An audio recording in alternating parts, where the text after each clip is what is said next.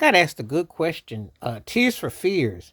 Which one did I like better? Everybody Wants to Rule the World or Shout? Um, two big songs from the Big Chair.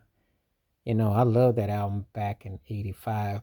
It's hard to believe when I think about it. Seems just like yesterday. You can almost remember where you were, what you were doing. My best friend back in Hampton, Virginia, his brother is the one that turned me on to Tears for Fears. Um,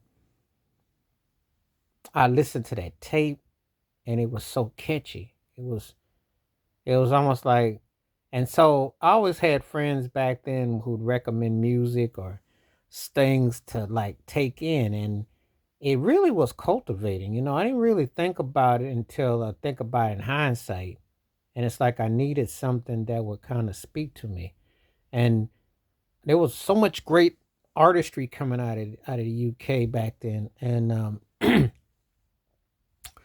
that was one of those songs that uh, I thought, wow, that really hit the spot. That was really like on point. It was like, wow, I didn't even really the totality of it, you know. And but then I thought, everybody wants to rule the world was such an '80s theme, um, and it represented that over the top like soap opera era of Dallas and Dynasty and the me era of the '80s. That's what the things the '80s was really a me culture.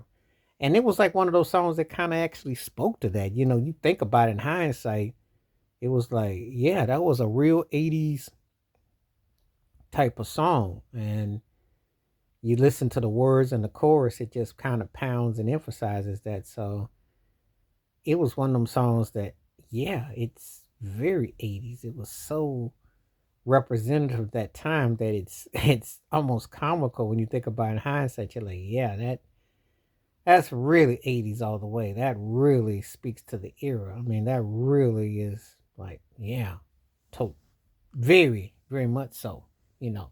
But then you get a song like Shout with that synth pop urgency, and it was almost like a fighting anthem.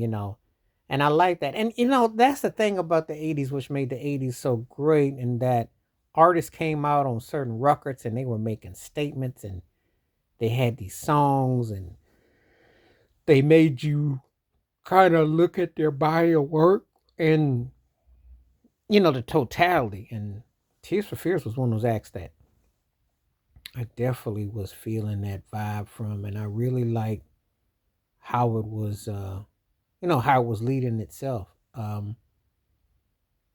It was it was something that I thought like, wow, this is really something else. It's like, hmm, I can listen to this, I can groove to this, and I like the vibe of it. I thought like, wow, this is really one of those songs that you know. So Everybody Wants to Rule the World was like representation of the '80s, and then I thought Shout was like a power anthem.